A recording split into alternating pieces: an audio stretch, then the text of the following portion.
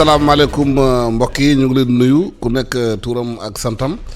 ñu leen di dal fii ci ITV i rajo groupe E-Media SN ak E-Media point SN comme ni ñu ko faral di def fan yii yëpp jour bu nekk daañu yeewu suba teel jël antenne bi ci kàllaama wolof waxtaan ak askan wi ci mbirum virus bi nga xamante ne moo lëmbee àdduna. Virus bi nag ñëpp xam nañu fu ñu nekk nii jaaxal na ñu bëri ci àdduna bi te mu ngi rey ñu bëri te réew yëpp pratiquement am nañu virus bi moo tax Sénégal bi mu fi duggee ba léegi ñuy waxtaan ak askan wi xool naka lañ di mun a maanaam wax ñu jël ay matuwaay pour ñu moytu feebar bi te tamit yeneen question yoo xamante ne askan wi ngi koy xalaat ci débat bi ñu koy tamit di ko gën a faram-fàccee pour mu gën a leer ci bopp nit ñi nañuy xam naka la ñuy demee naka la ñuy doxee puis tamit conséquences yu virus bi am ci mbirum koom-koom ci mbirum finance ci mbirum social ci mbirum santé tey nag ñu ngi dalal fii ministre de la santé et de l'action sociale kii di Abdoulaye Diouf Sarr monsieur le ministre ñu ngi lay nuyu di la dalal. ñu ngi lay fayal sax. ñu ngi tamit ak monsieur Bokar Sy ki ñëpp xam nañ ko fii ci Sénégal moom nag mooy directeur BHS mais tey dafi ñëwee fii comme étant président de l'association des professionnels des banques établissements financiers du Sénégal monsieur Sy ñu ngi lay nuyu. Alassane maa ngi lay fayal. waaw yow li nag monsieur le ministre xam nga ne actualité bu bees bi mooy sénégalais yi yegg nañu ci 100 cas infectés loolu bëri bi ñu ko déggee démb seen maanaam xel xaw naa gën a tiit tuuti te gën a faru nee na yëf yi daal du caaxaan parce que ñu bëri dañ ko jëlewoon caaxaan waaye yaakaar naa ne sénégalais bëri ñu commencé di jël conscience que coronavirus bi musiba naru lay la 100 cas yi sëy boobu bu ñu egg tey monsieur le ministre est-ce que jaaxal na leen yéen. maa ngi lay remercier Alassane di nuyu képp kuy déglu i rajo di seetaan ITV di kontaan si invitation tey bi parce que dañoo toll moment boo xamante ne il faut que ñuy wax ak askan bi il faut ñu leen di expliquer jàngoro bi wax nañ depuis le début que du caaxaan buñ ne du caaxaan nag yàgg na. ñu taxaw si nekk si xeex. te loolu il faut absolument que ma wax bi tam si français ñu nekk si guerre. nekk si guerre boo xamante ne ki ñu koy geeral kenn du ko gis mais aussi non seulement kenn du ko gis mais day dugg si askan bi te épargné wul kenn c'est-à-dire amul kenn ko jomb ñuy avancer nag au fur et à mesure ñiy liggéey si mbir mi xam nañ ne am na mesure yoo xamante ne buñ ko jëlul wala ñu yeex ko jël wala buñ ko jëlee duñ ko appliquer. mbir mi duñ ko teel a téye. tey nag yegg nañ si baaru 100. en réalité 100 sax du donc benn baar boo xamante ne dañ ko indiqué au plan scientifique. mais dafa nekk benn chiffre boo xamante ne psychologiquement.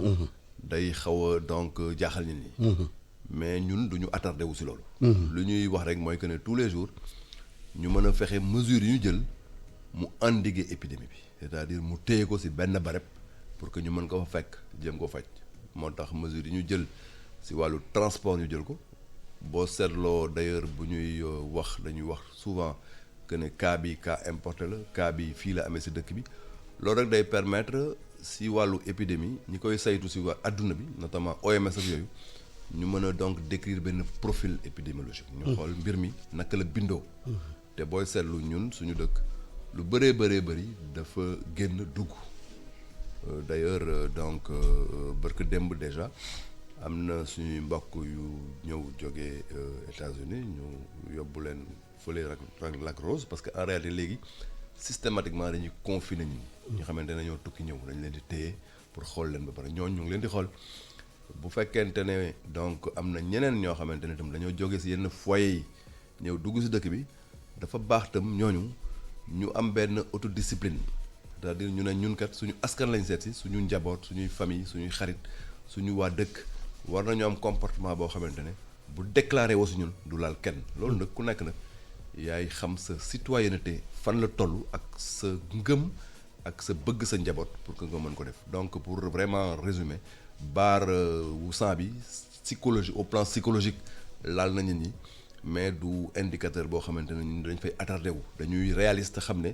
mbir mi bés bu jot rek suñu rôle mooy détecter kuy détecter nag da ngay dem seeti gis moom dara ne aussi parce que boo gisul woon mooy nekk musiba.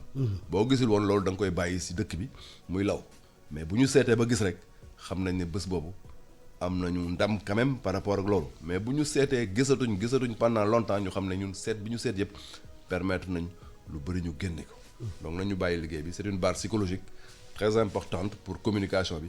mais du loo xamante ne quand même daf ñuy donc décourager si liggéey bi ñuy def yaakaar naa ne borom xam-xam yi ñu yore donc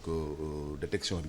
ñu yore alerte bi comme ñu yore effectivement donc prise en charge bi ñu ngi def seen liggéey nu mu mucc ayib. waaw monsieur Bocar Sy yow da nga bokk ci mbirum banque ngay liggéey représenté établissement financier yi ak maanaam bancaires yi dañu ne guerre bu ñu ciy dem il faut ngannaay am te ci biir ngannaay bi koppar ci la bokk banque yan matuwaay lañ jël ci crise bi ñu xamante ne am na fii te laal na entreprise yu bëri. Alassane maa ngi lay nuyu di la gërëm di féliciter seen groupe bi ci rajo beeg télé bi ni ngeen di permettre ñi ñuy jokkoo ak askan wi. balaa ma ci gën a sori damay wax ni banque yi ci askan wi la ñu bokk. faut pas que ñu génne ñu ci. ci secteur privé bi la ñu bokk te borom njaboot lañu. parce que ñu ngi jox xëy à peu près 5 à 6 000 Sénégalais boole ci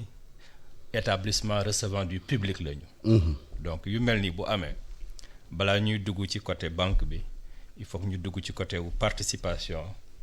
ci aar nit ñi parce qu'on reçoit du public. te feebar bi dañuy wax ni que nit ñi waruñu dajaloo. banque nag bu ñu ko waxee koppar la ñuy wax guerre bu ñu ko waxee koppar la ñuy wax mais ñun moyen lañ koy tuddee. li ma mën a wax mooy déglu ngeen ay voix yu gën a autorisé suma bos yu ci wax. muy banque centrale. bi yor bu yilif banque bi ci suñu zone bi yëpp. wax nañu mesures yi banque yi war a def. pour yombalal askan wi yëf yi. xëy na li may tontu rek mooy ñun suñu liggéey daf ñu may accompagner sénégalais yoo xam ni parfois amuñu dara. pour démarrer seen activité. ku tàmm jële kenn ku amul dara nga waxtaan ak moom. ba mu munal boppam. bu amee jafe-jafe. war nga ko mën a taxawu. parce que tàmm nañu aussi ci suñu biir liggéey. nit ñi bu seen activité wàññeekoo wala am yenn problème yi. ñu seet naka lañ leen di jàppale. xëy na c'est la première fois que problème bi am ba nga xam ni c'est pas lié à ci ay effets yoo xam ni. ci activité wu nit ñi la wala problème mu yenn secteurs yi. parce que mun naa ko wax mooy il est arrivé que inondation yi yàq liggéeyu nit ñi wala yàq récolte nit ñi wala problème électricité bi wala grève yi wala raréfaction yenn facteurs yi. impacté activité économique u nit ñi. bi yoon dañ nekk ci benn jamono boo xam ni dem xëy sax problème la am moyen booy liggéeyee problème la liggéey problème la buñ demee bañ naan nañ def télétravail day fekk nga préparer ko ñun li ñu mun def rek mooy si suñu liggéey aussi suñu charte dafa prévoir entreprise bu nekk en difficulté wala particulier bu nekk en difficulté naka la ñuy saytoo dimbale ko pour dimbale ko mu redresser activité am sauf que redressement activité boobu c'est normé. C'est normé sur le plan de la loi. C'est normé sur le plan également réglementaire par rapport ak banque centrale. li ñu nekk di waxtaan ak banque centrale ak banque yëpp depuis quasiment 3 semaines c'est saytu ba nga xam ni mesures yi ñu war a jël naka lay mën a nekkee des mesures d'exception. pour que mu permettre nit ñi ñu passer cap bi. banque yi aussi ñu passer cap bi. parce que n'oubliez pas que banque dafa war a résilient. bu faible ci résistance am rek économie bi daf koy yëg. parce que ci guerre bi la ñu bokk. mais soldat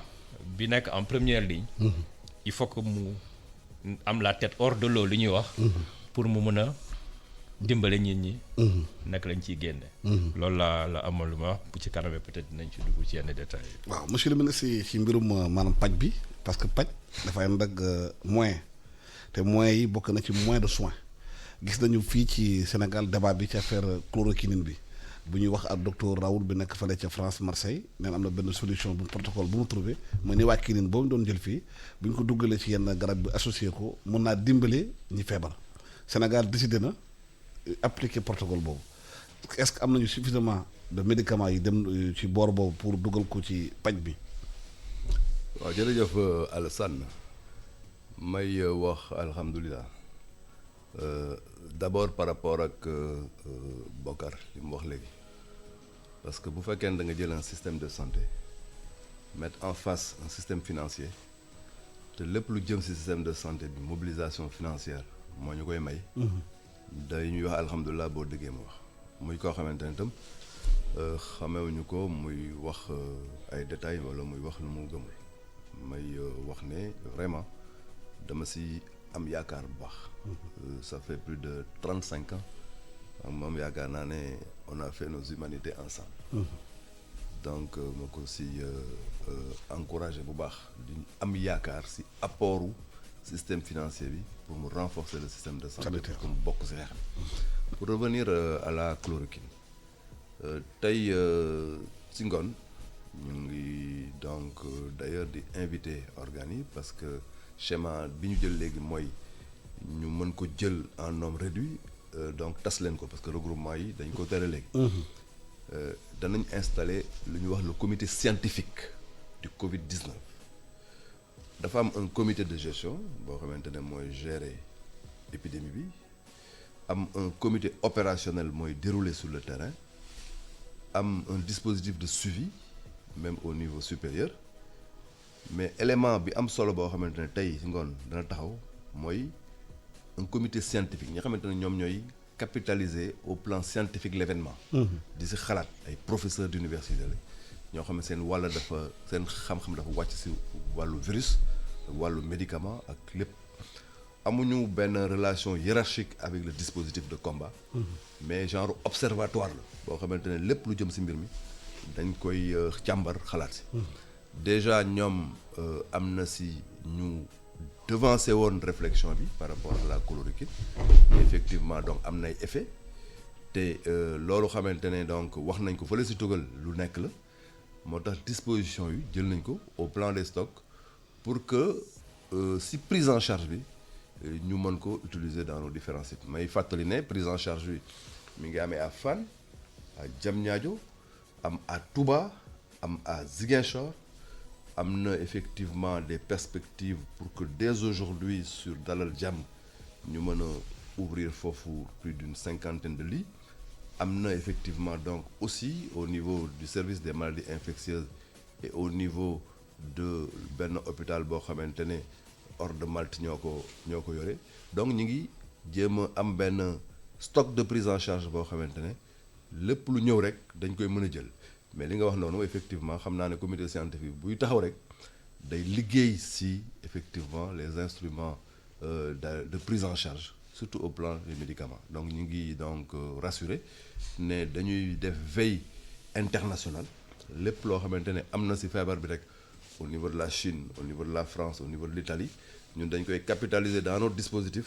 pour mën ko donc utiliser parce que actuellement c'est un monde ouvert loo xamante ne scientifique yi dañuy jokkoo pour xool réellement ku nekk ban méthode nga utiliser la méthode du confinement méthode la boo xamante ne bi ñu xamee ne am nay effet les pays l'ont partagé très rapidement utiliser ko au plan scientifique aussi par rapport aux médicaments bu fekkente ne am na lu bees fenn ba ñu homologué ko ñun aussi dañ siy dugg le plus rapidement possible gis naa ne le gouvernement français a autorisé donc depuis donc hier l'utilisation donc de la chloroquine ñun aussi loolu day nekk suñu itte pour que donc très rapidement ñu mën a partager une expérience réussie da ngay xool noo koy utiliser parce que le monde est ouvert le virus n'a pas de frontières ay nit lay jàpp fële ay nit lay jàpp fii aussi bon nag maa ngi recommander au comité scientifique dès qu'il est installé bu ñu ko installé rek tout à l'heure lépp loo xamante ne rek dañ ko war a mën a capitaliser ci événement bi ñu capitaliser ko di jox ay conseils le dispositif de pilotage et opérationnel parce que benn genre observatoire lay doon l'observatoire du Covid-19 pour mën a donc non seulement capitaliser événement bi mais mën ñu jàppale itam au plan de la réflexion scientifique. mais professeur Seydi moom déjà nee na commencé na ko utiliser ci ñu muy faje. oui mais bien sûr professeur Seydi ma koy féliciter au passage di ko donc rafetlu engagement parce que fi ñu tollu engagement la laaj ak initiative ak sacrifice te loolu yëpp gis naa ko ci moom effectivement donc joxe na information boobu yaakaar naa ne donc ñun dañ koy jàppale pour que ñu gën koo yaatal may rafetlu aussi yenn cas yoo xamante ne duggoon nañ si dans notre système ñu jàppale leen ba ñu wér ñu ngi gën a insister aussi pour jéem a xeex mu bañ a am des cas graves. ba léegi suñu borom jàppale nañu ba amaguñu ko mais dañuy prévoir toujours situation yooyu moo tax lépp luy respirateur lépp luy système de réanimation dañ koy préparer au cas où. mais ñu ngi sant suñu borom boobu ba léegi. mais sànq ci sa wax monsieur le ministre nee nga am dafa may centre yu bees yi ngeen ubbi dalal jàmm ak Mbour ak yooyu est-ce que loolu day firndeel dafa am cas yu dafa gën a bëri parce que boo leen ubbee centre yu bees da xel day prévoir malade gën a bëri. waaw mais bien sûr parce que bu fekkente ne da nga gëm ne yow sa liggéey prévision la te warloo xaar ba mbir mi daanu sa bopp rek ngay door a jóg da ngay def li may wax depuis le début mooy liggéey dans l'hypothèse pessimiste liggéey si ñaaw njort boo liggéeyee si ñaaw njort dara la bett. mais boo ne du ma am cas bu cas yi wàccee na def donc aujourd'hui ñun suñu cër mooy que ne ñu jël dispositif yëpp teg ko en place pour que lépp loo xamante ne donc am na rek mu bañ ñu bett mais ñu ngi xeex quand même pour def détection. détection mooy fexe ba centre d'alerte bi di dund tous les jours bés bu jot danañu recevoir plus de 550 appels 550 personnes yoo xam ne dañu toog seen kër nañu man de sama gauche day metti man de suñu bopp day metti et cetera 550 appels yooyu duñ si bàyyi benn dañu dem bu nekk ñu envoyé fa équipe pour que ñu xool réellement est-ce que yow li nga wax nekk na am de. si appels yooyu am na yu ñu siy jël considéré que comme étant des appels dignes d'intérêt ñoo xamante ne war nañ leen mën a saytu. si yooyu ñu jël bu ñu seggaatee danañu jël ñoo xamante ne ñii nag jar na prélèvement ñooñu nag la ñu dugal dans le système de suspect donc loolu nag pour nga def ko il faut que nga prévoir aussi ay centres yoo xamante ne bés bu ñu ne la suspect bii vraiment détecté nañ ko dafa positif nga am foo ko yóbbu doo xaar nag ba mbir yu bëri nga naan fu ma ko yóbbu donc bu ñu demee rafet njort nañu demee plus ñaaw njort. monsieur le directeur Bokar Sy banques yi ñu ngi liggéey ñoom tamit établissement comme ni ko waxee sànq humain la nañu dañ fi liggéey di fa daan seen doole entreprise yi tamit bu feebar bi amee am nañu bëri dañoo maanaam na seen liggéeykat yi dañu toog ñenn ñi am problème nga xamante ne xëy sax dem ci problème mu salaire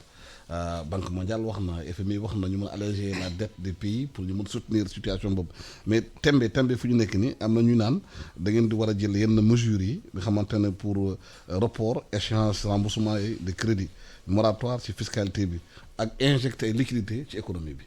foo leen toll ci loolu. ñetti yëf nga souligner Alassane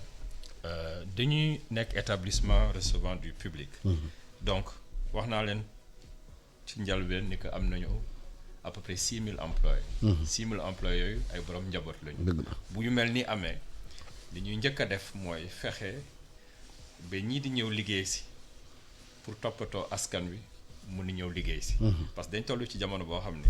ci corpus social bi ku nekk vecteur nga porteur sain nga. potentiel. donc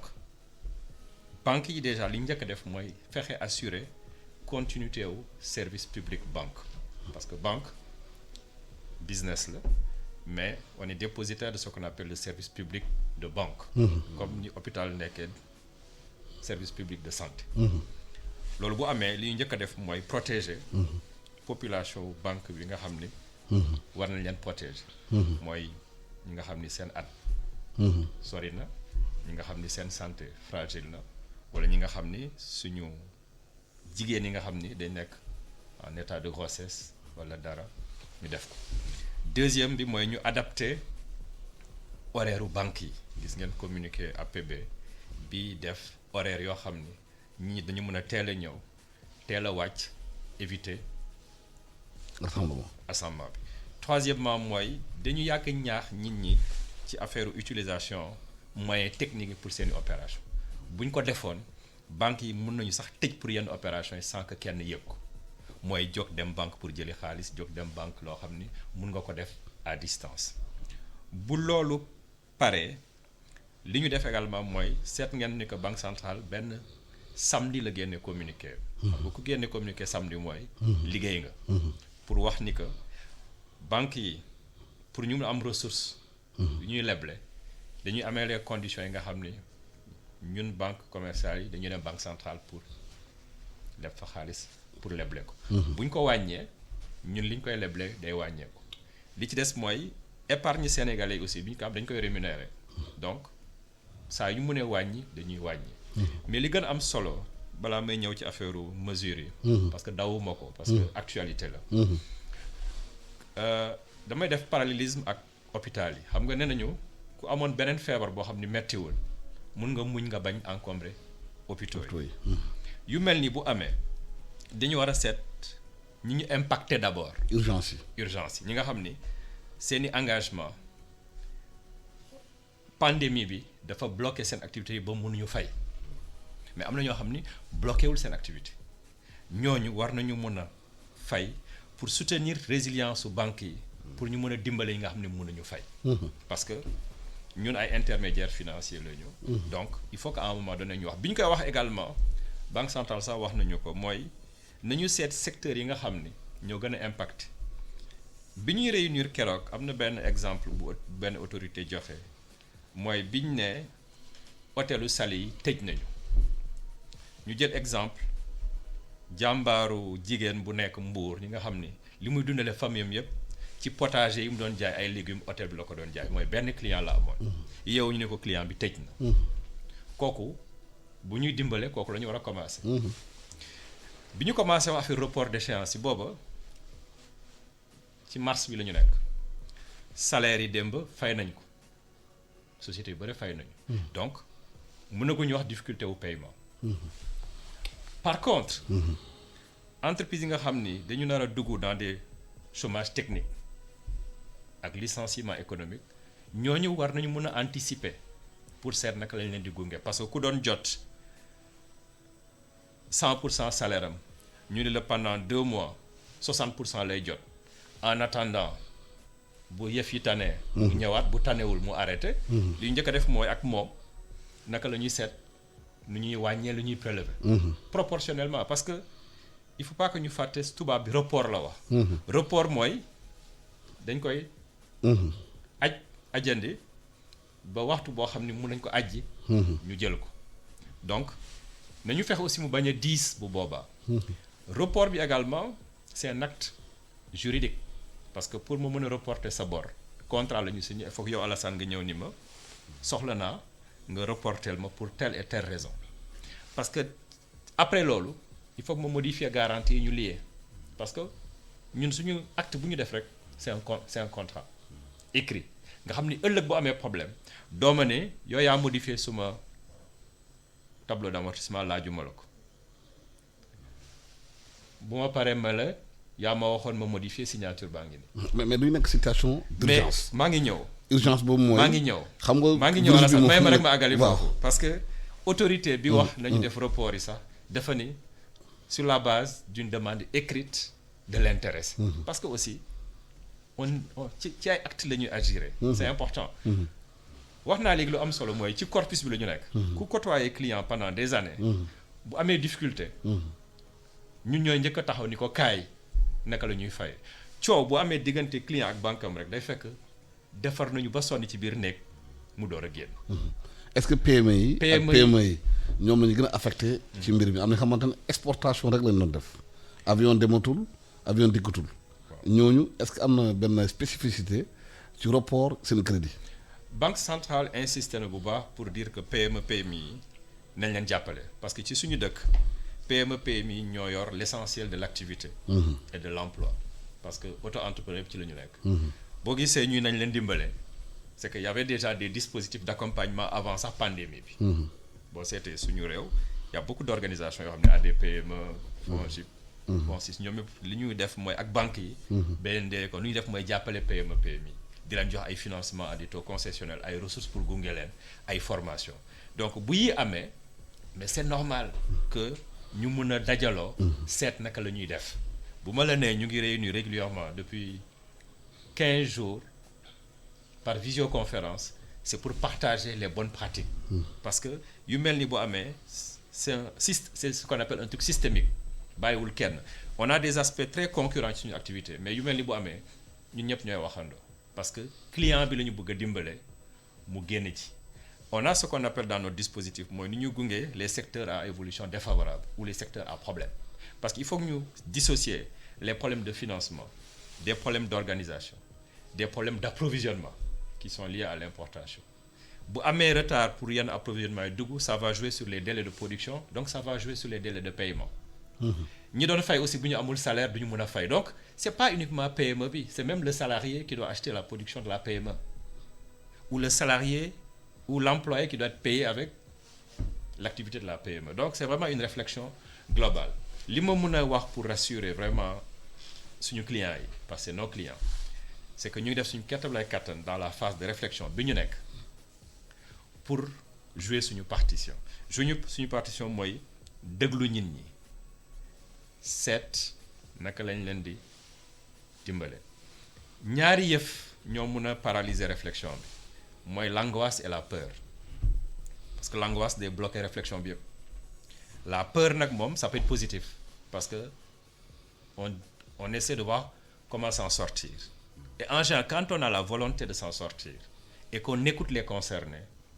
on trouve une solution parce que nekkuñu en vase clos pour dire Alassane lii la soxla wala leneen la soxla dañ fi nekk pour wax ak Alassane pour ni yëf yi lan la indi ci sa activité ku nekk seet lan nga mën a def pour woyofal nit ñi pour que solution bi ñuy jàpp mun na bañ a nekk la meilleure solution mais dina nekk solution nëgandiku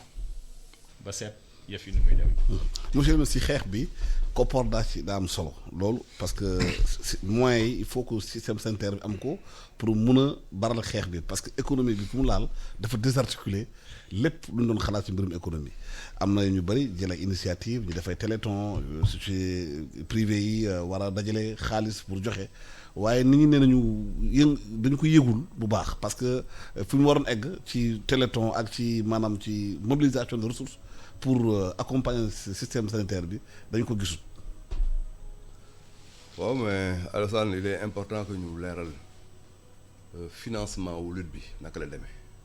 parce que il faut que askan bi comprendre structure financement wu lutte bi d'abord avant que ñun ñuy dugg ci xeex bi ba ñu ko yëgee en Chine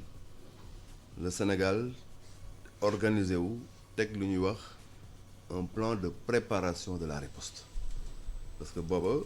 yëg nañ ne mbir yi déclenché wu na en Chine avant même que OMS di wax ne urgence sanitaire internationale la ñu ne mbir yi kat ni muy lawee il faut ñun ñu préparer la riposte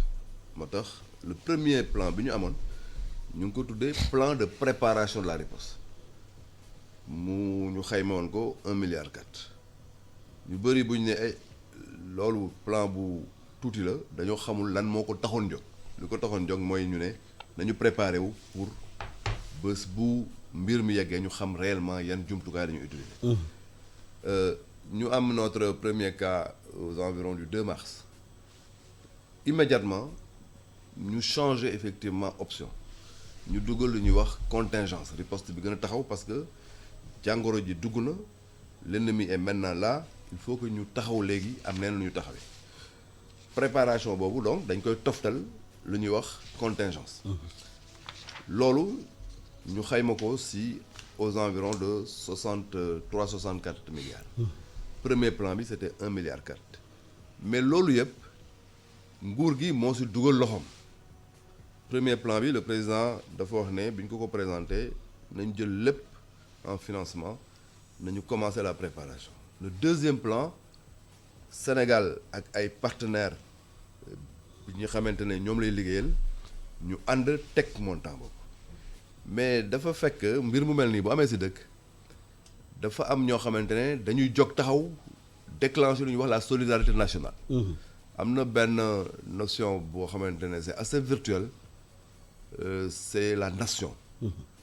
fi nga yëg lan mooy réellement nation parce que ñi dañoo jóg taxaw ne ñun kat dañu ñëw bokk seex bi dañuy aar suñu réew. loolu nag lu ñu war a encourager la parce que day créer benn ciment au niveau des populations. moo tax initiative yooyu yëpp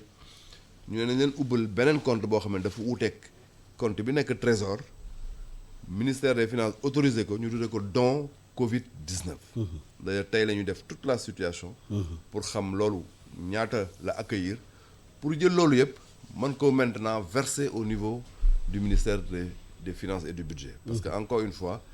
dañoo nekk ci ay deniers publics. dañoo nekk ci deniers yoo xamante ne li mu laaj mooy transparence ak unicité dans les opérations. donc loolu ñu accueillir yëpp après dañu def le point jébbal ko ministère des finances et du budget mu dugal ko ci riposte bi. loolu nag ay privé yow man les banques d'ailleurs may leen di remercier parce que am na lu ñuy xaar ci ñoom le secteur j'allais dire du BTP le secteur de la pêche secteur yi fu nekk la nit di joxe indi. Inch'Allah donc demain matin bu ñuy def le point de situation médical danañ ci toftal beneen point de situation mooy le point de situation financier bi xamante ne ñun loolu ñu jël yëpp ci période bi dañuy wax monsieur le ministre des finances du budget lii mooy situation bi bu leneen ñëwee itam ñu def la même chose. loolu nag parce que am na ñu doon laajte ministère de la santé xaalis bu ñu yore il faut ñu def traçabilité ñu xool dërëm bu ci génn fu mu dugg ak lan la jënd fu mu lan la njëriñ. parce que population ne nañu ni ngeen di defee chaque jour point pour wax Sénégal feebar fii la toll war ngeen defee noonu point tamit pour ne xaalis bu ñu duggal ci gafa bi fii la toll dërëm bi fii la dugg fii la génn. waaw xam nga am na point boo xamante ne mënul nekk au jour le jour. c'est pas possible mënoo ñëw ne tey lii laa jot et cetera parce que opération financière ay engagement la ay règlement mais li ñu mën a wax mooy que ne li population yi di indi contribution. entreprise X ñëw joxe na 50 millions Massamba dëkk Guédiawaye ñëw na joxe na 1 million et cetera loolu yëpp moom laa wax ne moom lañ jël defal situation incha allah demain mais ministère de la santé du am benn dërëm boo xamante ne da koy jël à son niveau ne dépensé na ko moom day collecté ba pare déposé ko au ministère des finances et du budget. donc ñun bu ñu jëlee loolu danañu ne monsieur le ministre des finances et du budget viré nañ la li ñu jot yëpp jox la état bi. ñun lépp lu ñu soxla nag lu war a jëm dans la lutte dañ koy laaj ministère des finances et du budget. loolu mooy li ñuy woowee ci nguur ku nekk rek dafa am loo war a def man faj lañ ma dénk maa ngi faj mais bu ma soxlee lu may fajee ci wàllu xaalis damay dem laaj ko ministère des finances et du budget dafa fekk nag par rapport ak opération bi puisque ministère des finances ministère de la santé moo porté le lead. ñu bëri bu ñu jógee war a indi ndimbal foofu la ñuy jubal jox ko. mais moom bu ko jëlee da koy comptabiliser ba mu mat rek. mu am fu mu ko versé parce que état noonu lay fonctionner. du man maay jëlee initiative ne contre don Covid 19 def leen ci chèque et cetera donc danaa dugal mais li ma dugal yëpp dama koy delloo ki xamante ne moom la organisation wu nguur dénk. mu mën a fay mën a manipuler effectivement les deniers publics. monsieur Bocar Sy ci affaire banque yi bu ñu xoolee comme ni nga ko waxee sànq entreprise yi am na xam ne la bourde dañu am problème parce que dootuñu mën a liggéey. te bu fekkee ne crise bi nu mu gaawee ak nu mu di lawee bu fekkee amul célérité ci maanaam ci relation yi injection liquidité ci économie bi kon Sénégal dina am jafe-jafe yan matuwaay ngeen jël ci loolu. je pense que banques yi taxaw ñu ngi def suñu liggéey je pense également que effet yi ñu war a sentir dëgg-dëgg ci activité bi ñun suñu activité en général par trimestre lañ koy xayma. bi yëf yi taree ci mars bi la.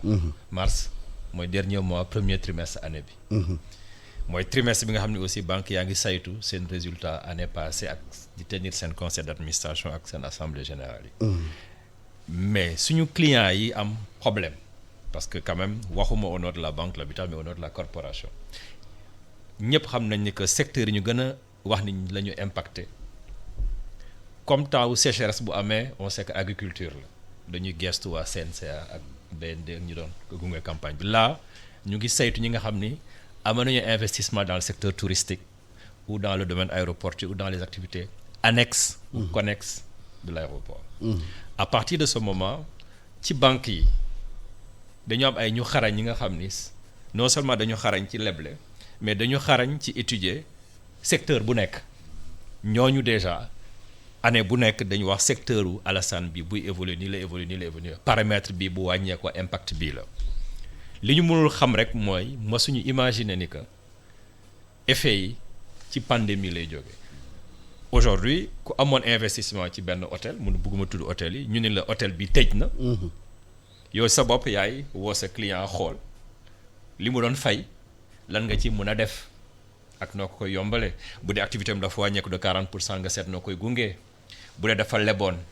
te jëlagul yëpp nga woo ko ni ko léegi lan moo prioritaire. justement est-ce que c'est cas yu spécifique hôtel par exemple tëj na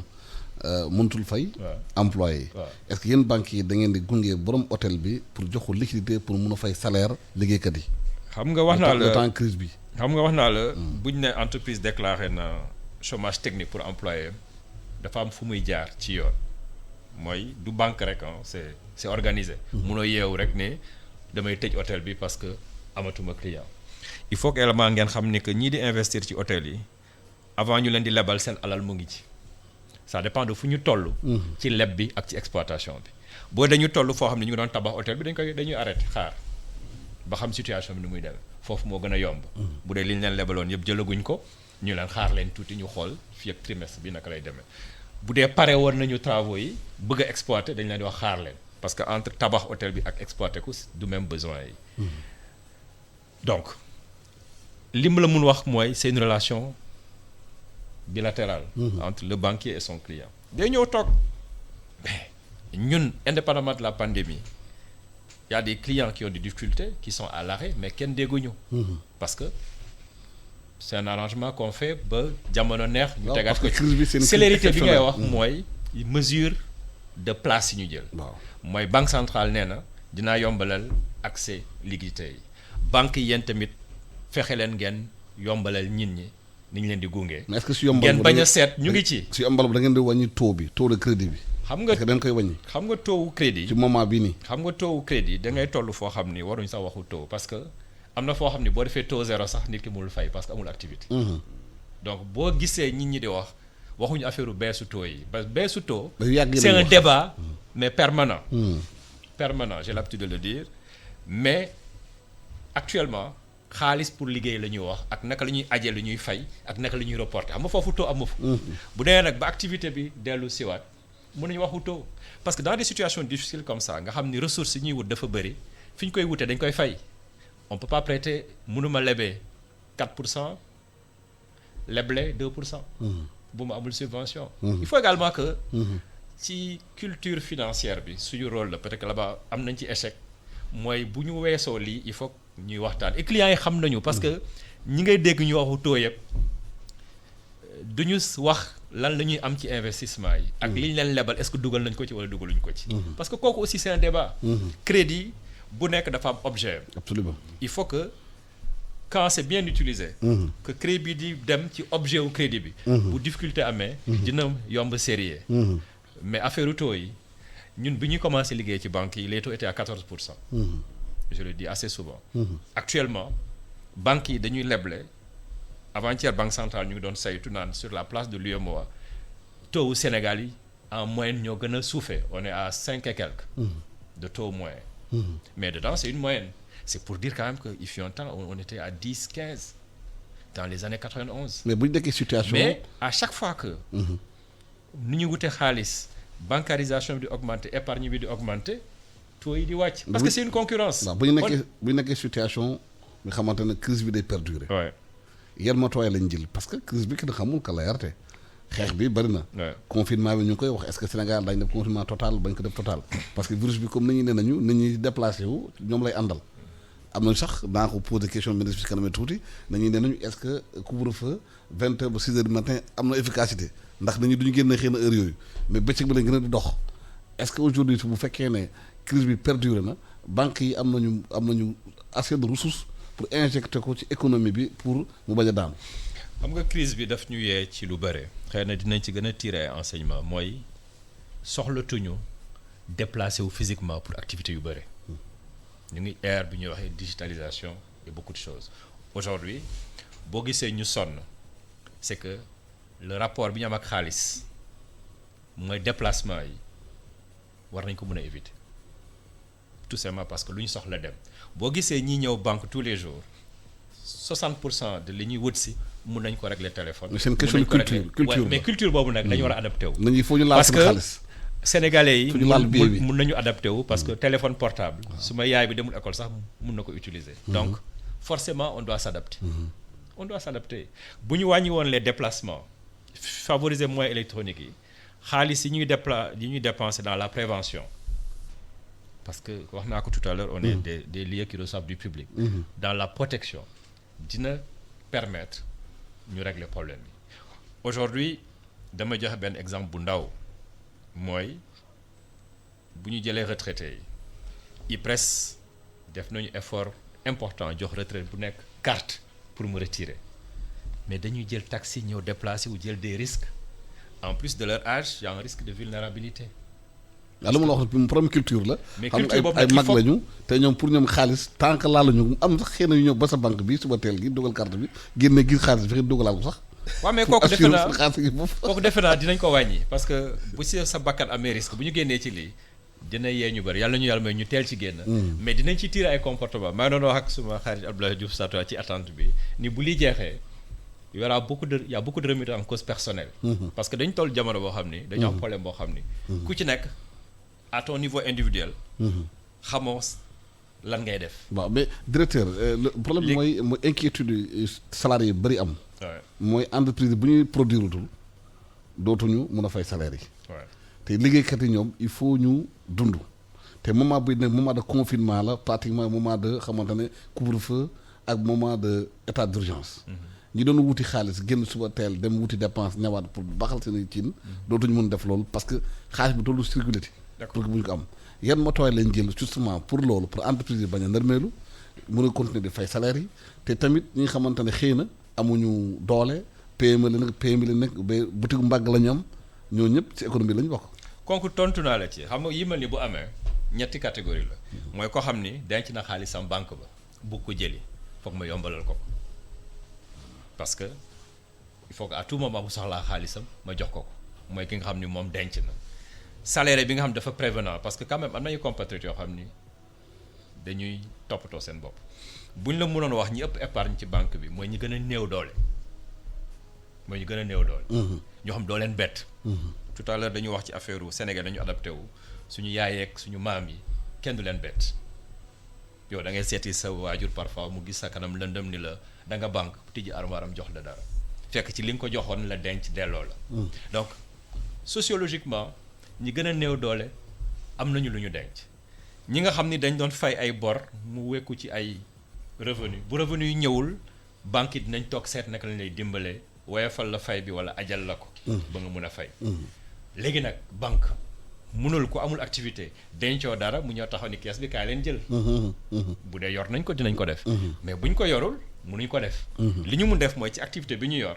ku doon fay lu 10 say revenu amoo ci visibilité mu wàññeeku ñu wàññil la li ngay fay en attendant wala ñu ajal la ko bu dee da nga am liggéey boo xam ni da nga amoon 100% mais que 20% lay fonctionner ñu dimbale la pour nooy maintenir production bi. parce que yow tamit di nga njëkk organiser wu parce que borom kër nga di nga njëkk organiser wu nii lii laay def lii c'est pas prioritaire donc fu ma doon soxlayee 100 léegi 40 laa soxla. nga ñëw ci sa banque ni ko 100 yi nga ma tàmmoon jox ma koy fay mootu ma ko léegi 40 lay fonctionner lebal ma moitié wu 40. ñu wax c'est-à-dire que on n'est pas fermé il faut que nit ñi xam ni que comme ay médecin mënuñu wax lu ñuy def. ci détails yi parce que li Alassane soxla ak li suma xarit Abdoulaye Diouf soxla wala li keneen soxla du benn. mais ku ci nekk ci activité bi ngay def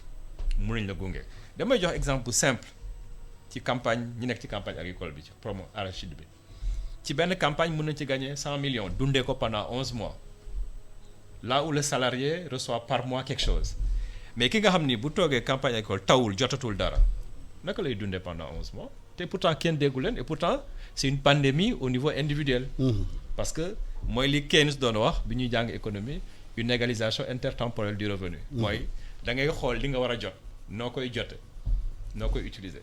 mais ñu éviter dire dinaa jot fii ak fin d'année temps ma dépenser ko te jotaguma ko. loolu c'est une comptabilité individuelle yow tey bu ñu lay fay di nga xam dépense yooyu génne pour nga ajuster ko. aujourd'hui damay jox exemple bu simple dama doon discuter ak benn client mu ni ma xale yi jànge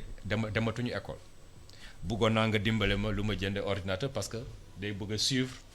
cours à distance. C'est un besoin. Il y a quelques années, on avait dit qu'on allait donner à chaque étudiant un portable. C'est des opérations comme ça. Bu ñu ko defoon wala étudiant toppatoo seen portable tey l'enseignement à distance va prospérer. Je pense que crise yi li ñu ciy jànge mooy naka la ñuy adapter comportement économique yi et dans ces comportements économiques banques yi ay acteurs lañu. On est en train de nous ajuster également parce que n'oubliez pas qu'on est une entreprise. suñu moyen de production mooy xaalis bi ñuy leb ak bi ñuy dénk recettes yi mooy li ñuy jëlee ci différents taux d'intérêt yi pour leble on fait des investissements période bi investissement bu ñu dugal ci guichet automatique de banque yi pour ñuy fonctionner Fongolemi Kédougou Sédhiou Louga c'est pour yombal yëf yi on dépense de l'argent. Justement si guichet yi sax am na benn étude bu ñu def Italie. dañu constaté gab yi. fu ñuy gëm da ngay tapé sa numéro pour génne sa xaalis. zone de contamination la. D'accord. Est-ce que banques yi jël nañu motuwaay. ci biir gab yi pour éviter clients yi di ñëw deg seen loxo ci chiffres yi am lu ñu bàyyi foofu. D'accord wax naa la tout à l'heure ni que ay établissements recevant du public la ñu depuis pandémie bi commencé Chine déjà il faut savoir que indépendamment même de la pandémie suñu gàpp yi comme banque bi tous les matins tous les soirs dañ koy nettoyer boo duggee gàppu banque yi y a toujours une corbeille pour ticket yi y a des éléments pour setal ko et on a tous des contrats ak ay prestataires de services yoo xam ni fa la ñuy yendu pour nettoyer léegi bi pandémie bi ñu ko signalé ñu xam mode de contamination yi on a installé partout des gels et des solutions à base d'alcool et de nettoyant qui fait que bu client bi ñëw def opération gabam dañ ko naan na commencer par utiliser gel bi déjà pour nettoyer parce que communication bi ñëpp def mooy nañu ñuy gànnaayoo gel yi ba léegi boo xoolee Sénégal sax ku nekk mu yor sa flacon gel bu ndaw dugal ko sa poche donc boo ñëwee am nañu benn bi sax pour montrer voilà boo ñëwee nga def nii wala ñu war def boo defee nii ba pare sensibilisation bi la bokk. d'accord boo defee nii ba pare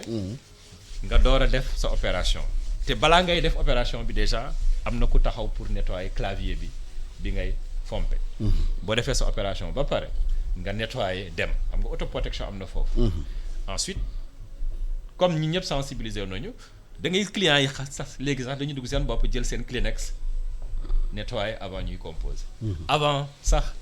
pandémie bi dafa am ay Sénégalais yoo xam ni dañu set bu ñu duggee fenn dañuy fomp door a toog donc gàpp yi def nañ ko et je pense que également bu ngeen xoolee banques yi ñu ngi commencer de plus en plus am ay gàpp yoo xam ni c'est devenu tactile ou bien bientôt on va inventer également des gàpp yoo xam ni soxlul ngay composer da ngay def empreinte. On s'adapte nous-mêmes dans nos locaux pour dugg ci yenn bureau yi sa doigt nga doon utiliser durant cette période on a calé les portes pour que ku ñëw dugg ñu def le contrôle à l'entrée loolu yëpp c'est des zones de contamination mais il faut que la prise en charge elle est individuelle c'est-à-dire que bul wax rek ne banques yi nettoyer nañu xaaral ma bañ a nettoyer mais c'est visible c'est-à-dire que investissement yi ñu def dans ces solutions dans le renforcement du personnel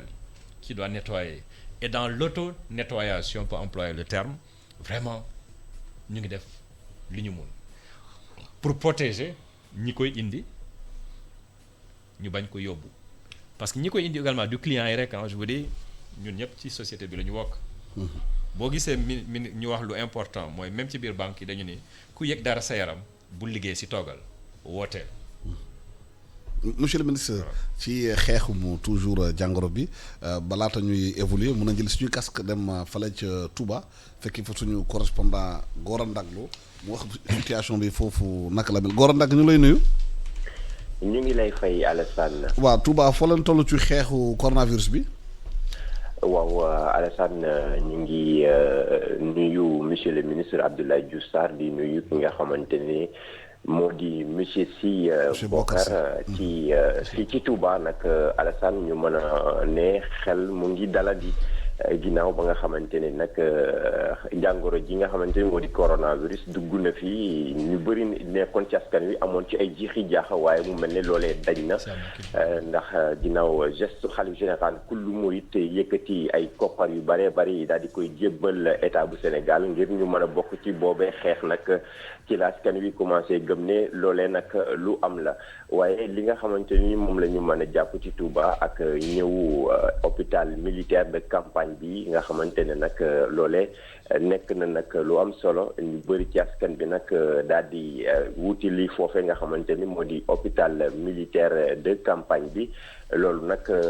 démb nag def nañu constat bi nga xamante ne ni ci hôpital bu militaire bu campagne bi nekk foofee ca Touba daal dinañuy amal liggéey bu am solo liggéey boobee nag nga xamante ne nii nag ñoom médecins yi militaires yi ñu ngi koy def bu ñu leen xaymaa ñoom toll nañ ci juróom-ñett fukki médecins yoo xamante ne nii indi nañu leen ci Touba ngir ñu daal di indil doole askan wi indil doole it personnel de santé bi nga xamante ni ñoom ñoo nekk fii ci Touba. loolu nag nekk lu am solo ki nga xamante nag moom moo leen jiite di colonel Abdourahmane Niang moom nag daal dinay ànd ak ay nit ñooñee nag Alassane bu ñu koy fàttali toll nañ ci 80 agents yoo xamante ni ay médecins de santé lañ ñooñu nag ñoom ñoo remplacé centre de santé bu Daaru Marnaan bi nga xamante ne ni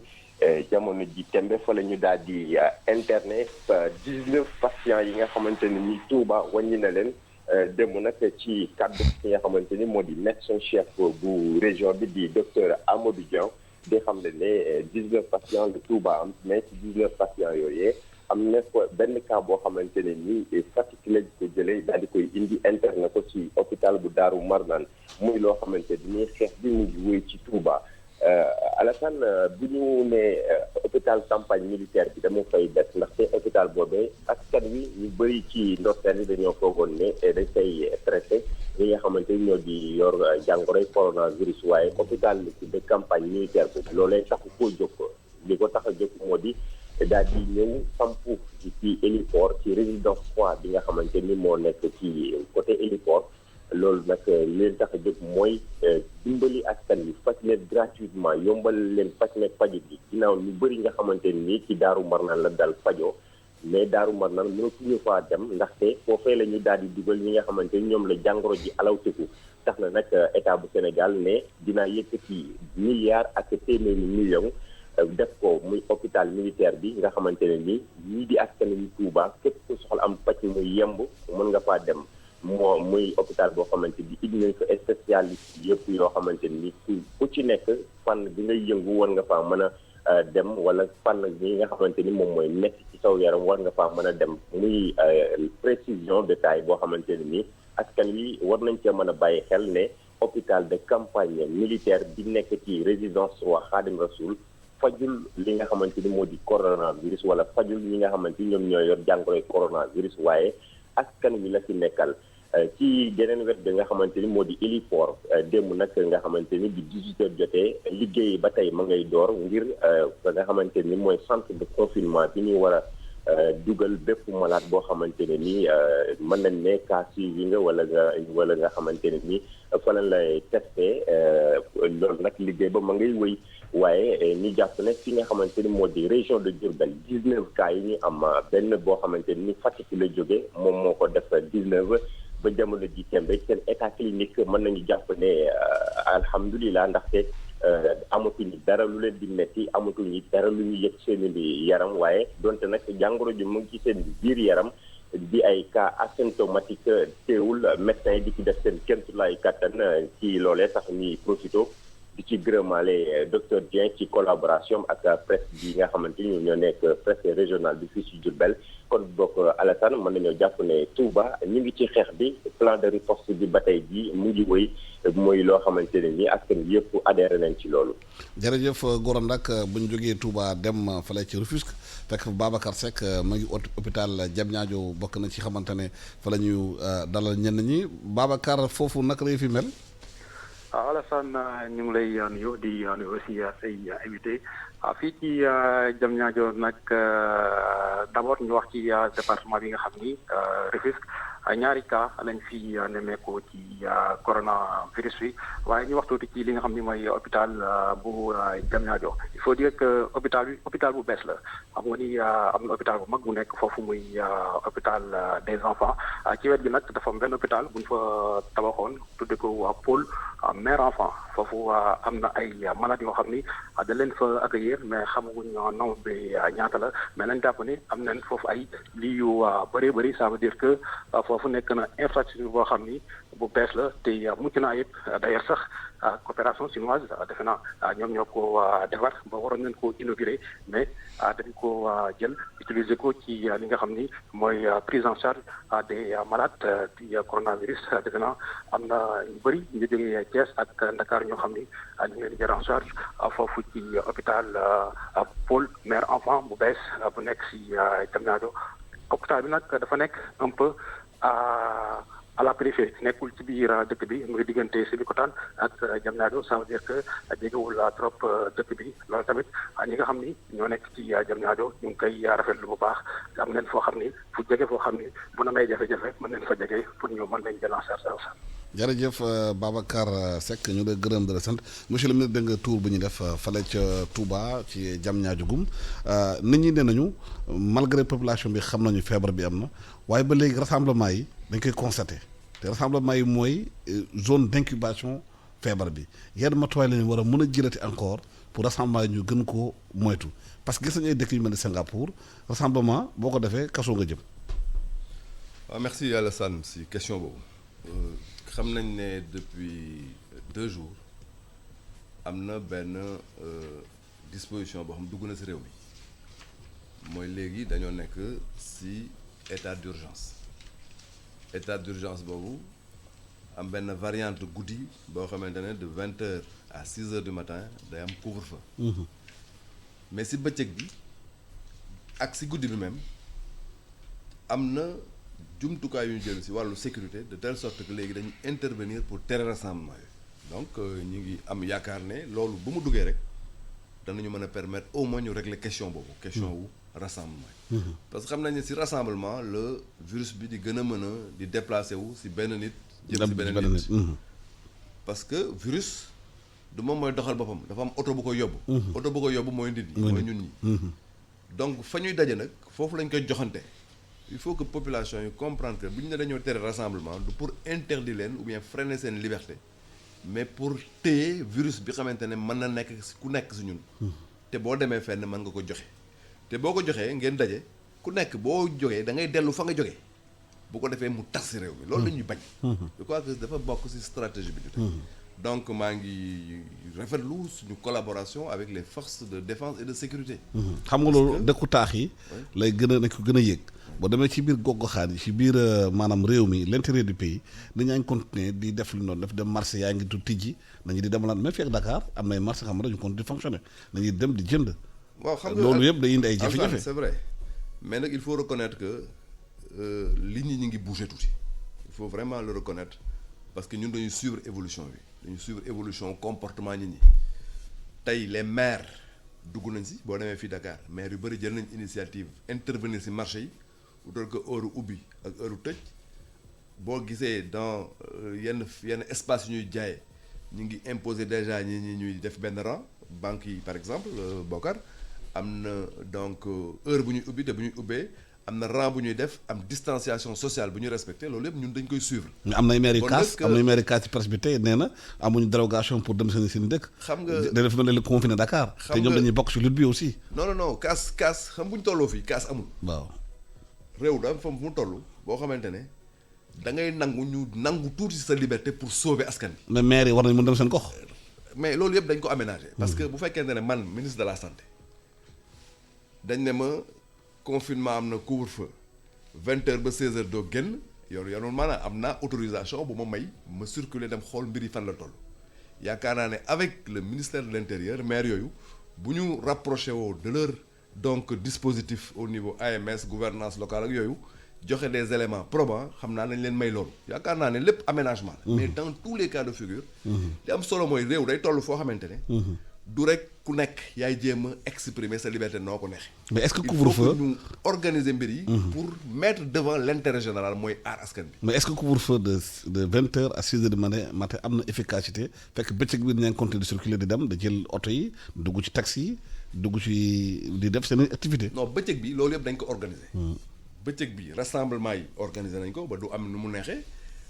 transport bi am na nu ñu ko organiser. comportement yi ci lieu de vente yi am na nu ñu ko organiser donc bëccëg bi day am un effort de régulation boo xamante ne dañuy surveiller ñi bu guddi bi nag ñu ne leen ku nekk na nga toog si sa kër parce que bëccëg bi mooy gën a neex organiser mais bëccëg bi aussi bëccëgu activité la activité économique boo xamante ne pour l'instant au niveau de la lutte fi ñu toll nañu bàyyi activité économique ñu continuer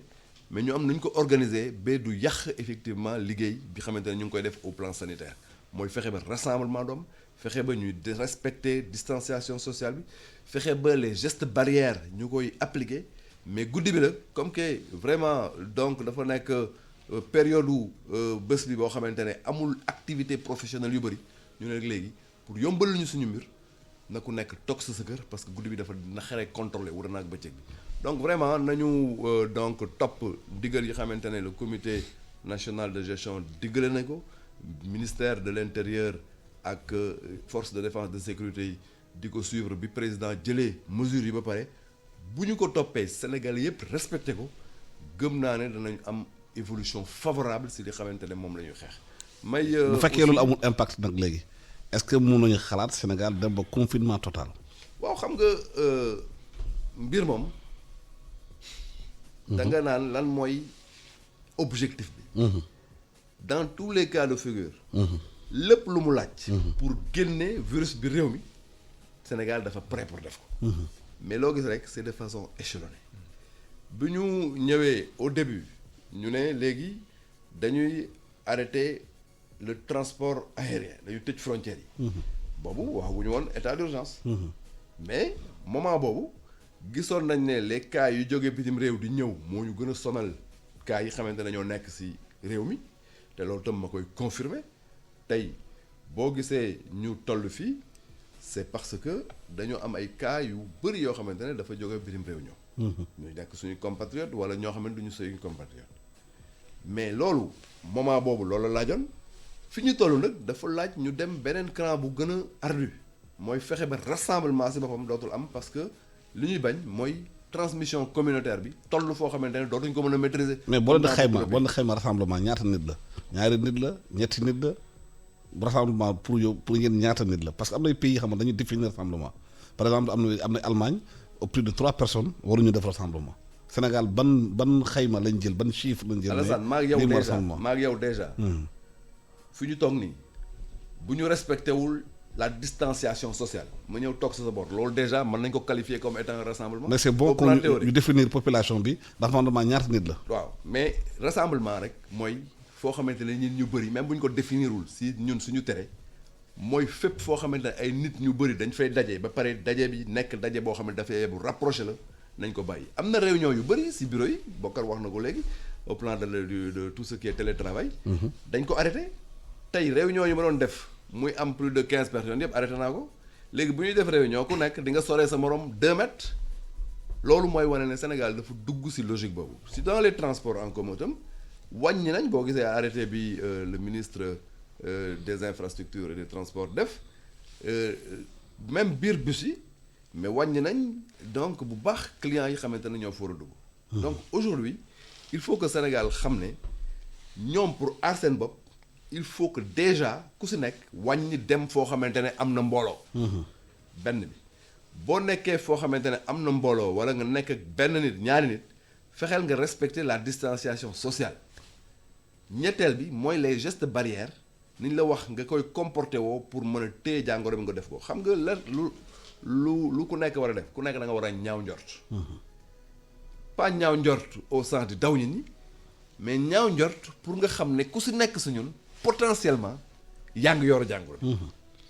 parce que ki yore jàngoro bi mënu ko xam parce que ki ko am mooy koy jox keneen mooy li ñuy wax contact parce que suñu terminologie temps yi ñu ngi wax ay contact yor nga jàngoro bi xamuloo ko nga toog fukki fan ak ñaar commencé di am ay symptômes mooy jàngoro bi di wane boppam ci sa yaram bu ko defee ñu ñëw prélever le test la nga positif mais ki nga gisoon bërkaati démb mën na am ba bi nga koy gis fekk na jàngoro mi ngi sa yaram te jox nga ko ñooñu ñëpp il faut ñu dem seeti leen. mais loolu nag moo jaaxal Sénégalais yi bëri am na ñu bëri ñu dugg na ci réew mi ñëw ci avion bi wàcc xëy na am na ci biir avion bi ko amoon feebar bi léegi ñi nekkoon ci avion bi yëpp est-ce que état bi contrôlé la ñoom ñëpp am na xam ne ay cas communautaire la nit ki mun naa feebar dugg ci car rapide bi dugg ci car dem benn dëkk puisque car yi amul benn papier bu leen di woon na manifeste bu woon na Alassane duggoon ci car numéro téléphone ma ngi nii la ci biir car bu nekkoon am na ku ci feebar il faut ñu dem seeti ko naka ngeen ki gérer loolu est-ce que loolu wonewul ko kaa xëy na ñu déclaré par jour feebar yi xëy na am ñu ko gën a bëri xëy na déclaré wuñu bon Alassane ñaari préoccupation moo nekk sa question bu njëkk bi transport aérien na ko moo tax d'ailleurs tey dañu arrêté totalement lépp luy dem ak dikk si wàllu aéroport parce que ki ñëw aéroport Sénégal wàcc AIBD bu fekkente ne amul symptôme parce que li ñu fa am mooy caméra thermique boo xamante ne sa température lay mesurer boo amee 38 degré ñu ne kii kat alerte la nañ ko téye bu fekkente ne da nga wane si sa symptôme loo xamante ne jege na feebar bi définition cas bi ñu ne kii nañ ko téye mais tant que amuloo loolu danañu jël say coordonnées bàyyi la nga dugg si dëkk bi ba pare fa nga jëm district bi ñu signalé la ñoom ñoo lay suivre mais bi ñu demee ba xam ne lutte bi yegg na foo xamante ne nag prudence totale moo war ñu arrêté faf transport aérien maintenant si wàllu car rapide benn cas la ñu am mooy cas bi tout à l'heure seen correspondant bi wax ne dañ ko jëlee Fatick indi ko donc Touba kooku du sax cas boo xam ne dafa dëgg Fatick mais moyen de transport bi mu jëloon ba mu demee ba yegg Fatick la ñu vérifier xam ne moom effectivement am na symptôme bi ñu contrôler ko mu positif mais immédiatement képp ku newoon ci car bi parce que car bi Kédougou la jëmoon danañ la tey confiné nañ képp koo xamante ne yaa ngi woon ci car boobu. xam nga car du avion amul manifeste. mais je sais difficulté bi am na. difficulté mun na am nit ñi mun nañu wàcc ci car bi te xamoo difficulté bi am na à ce niveau là moo tax effectivement pour ce cas là bi xamante ne moom la ñu xam heureusement képp koo xamante ne yaa ngi woon ci car bi rek par les moyens de l'administration territoriale ak information bi dem parce que communauté moom boo xasee ba lancer benn information bi nit ñi am nañ conscience léegi ne bu amee risque rek dañu ñëw signaler wu heureusement ñoom ñëpp téye nañ leen confiné leen ñu ngi leen di surveiller mais day firndeel rek ne conseils yi ñu leen di jox en matière de transport ñu ngi demander ñëpp respecter ko mooy respecter effectivement la distanciation. ci xeex bi am na njumtuwaay ñu war a jël mooy ay masque ay gel hydroalcoolique am na aussi ñu waxante ne ay machine respiratoire est-ce que Sénégal disposé na tey fu ñu toll nii assez de moyens ci loolu bu fekkee ne yëf yi jege na dayoo parce que gis nañu Italie problème respiratoire bi amoon na fa ba nga xamante ay malade ñu génne leen parce que màgget lañu pour gën a sauver xale yi. waaw Italie ak même France yenn endroit yi xeex bi toll na foo xamante ne dañuy def une analyse discriminatoire dañ naan nañu tànn ñi gën a nekk ay xale bàyyi ñi gën a mag toll foo xamante ne sax bu fa feebar bi yeggee nañu jël nit ñi en charge seen kër yi. bañ leen indi au niveau de l'hôpital loolu yëpp effet volume bi moo koy joxe parce que toll nañ ci volume ak ci nombre foo xamante ne il faut que ñu def effectivement ce genre de choix alhamdulilah ñun yegguñ fa mais dama leen wax sànq toujours dañuy préparer wu préparer wu mooy déjà les respirateurs qu'on a ici yëpp teg nañ ko amaguñu un cas grave bu ko nécessité mais teg nañ les respirateurs qui sont disponibles fii. mais est-ce qu'au cas où bu ñu importer yeneen. moom laay wax. commandes yi. toutes les commandes. pour parer à toute éventualité def nañ ko te danañ ci recevoir ci fan yi ñaata mais d'ores et déjà. li fi nekk lépp mobiliser nañ ko même bu fekkente ne moment bi ma wax ak yéen amaguñu benn cas bu grave bu nécessité. utilisation effectivement respirateur. ñaata respirateur yu commandé. tey li ma la mën a wax mooy que ne la commande en EPI. en respirateur en masque et cetera tey fi may wax ak yow une commande de plus de 3 milliards a été lancée pour que ñu mettre en place tout ce dispositif là encore une fois je touche du bois ba léegi amaguñu cas bu ko nécessité mais hôpital boo dem rek am na ay chambres yoo xamante ne duñ ko occuper dañ koy réserver def ci dispositif yépp loolu wax les lits chauds am na système de réanimation am na des respirateurs lépp lu mu laaj pour que bu amee un cas grave rek ñu mën a intervenir immédiatement. monsieur le directeur Bocar Sy maanaam feebar bi laal na économie bu baax ba démb amoon na benn rencontre G20 Arabie Saoudite ñu gis tamit foofu ci rencontre bi ñu def téléconférence liggéey ci ñoom kilifa yi am na ñu bëri ñu xalaat est-ce que suñu réew yi mënuñu déjà pour économiser xaalis ci réew mi déplacement yi avion yi mënuñu systématiser téléconférence yooyu pour bañ a yàq xaalis réew mi ci ay voyage.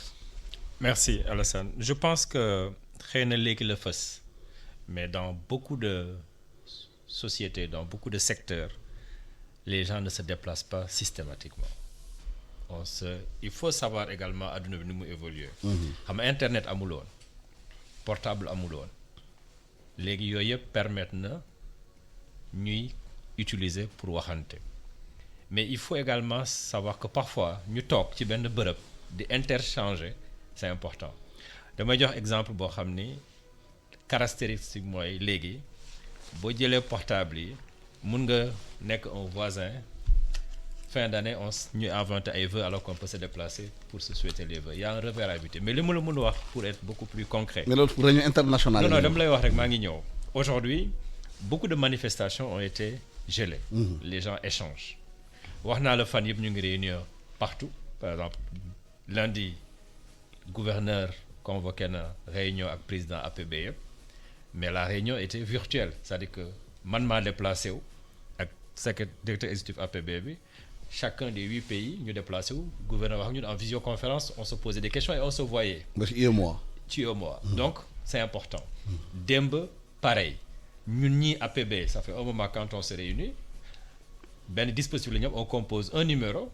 et les 29 membres de l'association se parlent chacun dans son bureau. Moi j'ai un casque, j'interviens et j'écoute. Il y a un risque que pendant que Alassane di wax man je me mets à signer mes parapheurs au lieu ma koy déglu. Donc quand on peut se rencontrer également il y a un avantage mais yii bu taxawee on l'évite. Même à l'échelle de la banque les coordinations qu'on tenait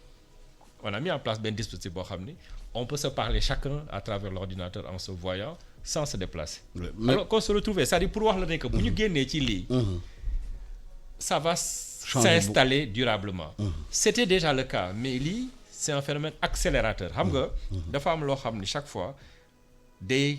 jël temps. Il y a des gens qui travaillent en télétravail depuis longtemps dans les pays développés da ngay am benn feebar boo xam ni tëralu la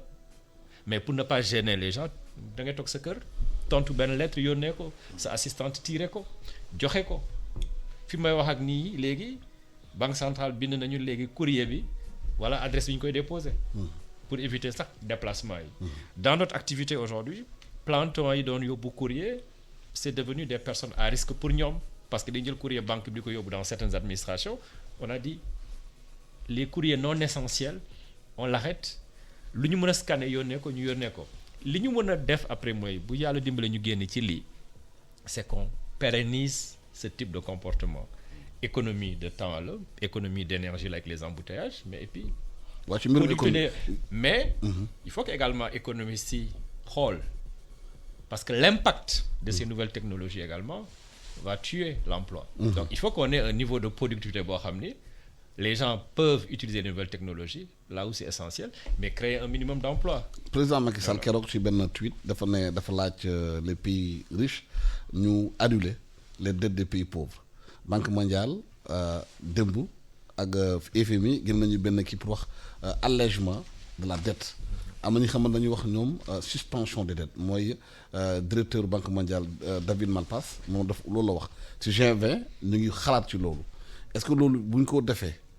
bu fekkee effacement ou allègement dina am impact ci économie réew mi surtout ci Sénégal yi xamante ne ñu ngi biir économie acteur économique yi lañu. Forcément parce que appel boobu dafa am importance appel bi président de la République Macky Sall lancé ak pour que ñu annuler wala ñu alléger dafa am importance parce qu'il y a li ñuy woowee le service de la dette mooy comme Alassane leb ma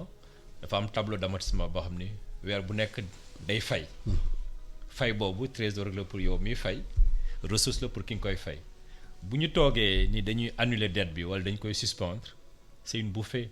d'oxygène en matière de trésorerie qui permettra à l'État parce que période bi ñu nekk fayum impôt bi dina wàññeeku recette dina wàññeeku dina permettre état bi des ak niveau de capacité d'intervention ba ñu génn ci bërëb bi. C'est pour ça que je dis chaque chose en son temps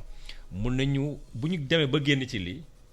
di nga mun toog ak ki ajoon sa bor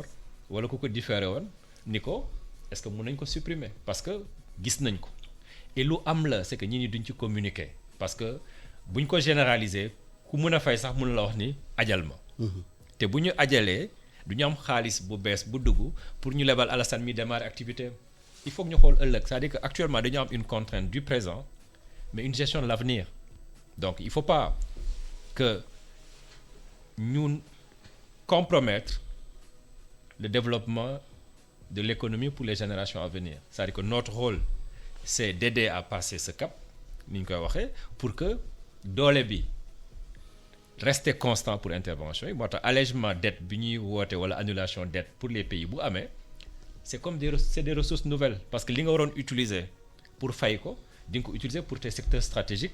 pour maintenir l'économie et l'activité bu boobaa également chacun va pouvoir jouer sa partition. monsieur le maire gi nag sénégalais yi bari nag bitim réew diaspora bi am lu ma bëggoon yokk tuuti ci affaire télétravail beeg déplacement yi APB def na benn communiqué également pour ñaan clients yi ñu wàññi déplacement yi nga xam ni c'est pas utile dans les banques et même dans les autres services aujourd'hui la priorité dans les banques mooy fin du mois la woon nañu fexe fay ñi seen salaire ñu ñibbi def seen achat auto-confiné wu li nga xam ni soxlawul déplacement mën nañu ko def téléphone banques ils ont mis en place des adresses électroniques pour régler leurs problèmes en ligne favoriser les paiements en ligne te yaakaar nañu bu ñu génnee ci lii dina permettre ñu wàññi le contact physique pour l'argent parce que bu ñu ko defee non même di déplacer wu di retirer bu ñu ko defee charge banque yi dina wàññeeku dinañ ko mën a répercuter ci taux d'intérêt yi ak frais yi parce que loolu yëpp tamit ci la bu ñu naree fay tijji ay caisse di fay ñi ñoo xam ne mën nañ yem ci gab bi day yokk charge yi bu charge yi wàññeekoo client bi moo koy yëg en premier ñun tam ñu yëg ko en productivité donc appel boobu lañu